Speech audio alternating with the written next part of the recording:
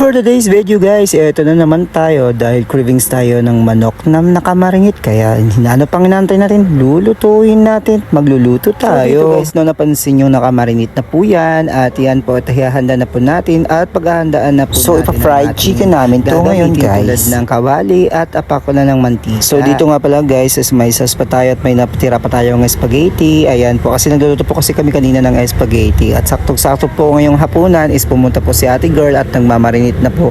Nakamarinate na po yan ang ating manok na bago po yan niluluto guys. Hinuhugasan po namin ng maigi yung manok para nawawala yung langsa at binabad po natin yan sa tuyo na may suka at may kunting paminta at may luya po yan at para po maging masarap po. At binabalansehan na lang po natin ng asukal na may counting ayan po para magkabalansi po yung hindi po siya maging malansa. So habang nagwi-waiting po ako dito, ayan po, at nababagot po rin po ako. Ayan, so nagtitingin-tingin muna ako sa labas at tinitingnan ko po si ate girl na habang nakamasid po siya, parang may iniisip. So ayan po sa labas namin guys, no, ayan po nakikita nyo po at napapansin nyo na may mga barbecuehan po dyan. So marami pang iba't ibang mga pagkainan po dito sa labas ng bahay namin. So wala pong problema kapag gusto nyong nagugutom kayo at gusto nyong bumili ng pagkain at yung tipong nauumay na po kayo sa mga pagkain. So marami po dyan sa labas guys. So napapansin nyo basang-basa po yung kalsada kasi umuulan po talaga.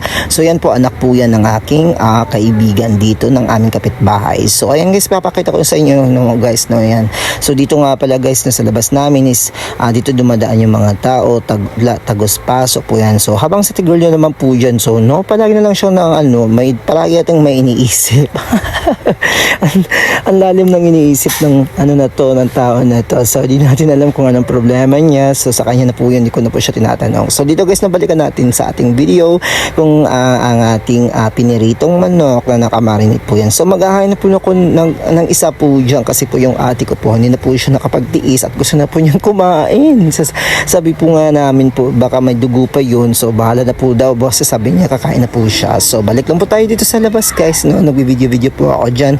So habang inaantay namin na maluluto po yung lahat para po sabay-sabay. At guys, napansin ko nga pala dito, so medyo nag-cravings na rin ako ng siomai, kaya lumapit po ako sa isang store na nagtitinda ng siomai at bumibili na rin po ako. Binibilhan ko po yung mga kaibigan ko at yung isa kong pinsan, si Kuya Brand at si ate girl. So ayan po yung nabili ko na siomai. So guys, napakasarap po ng siomai sa tindahan na nabili ko nun.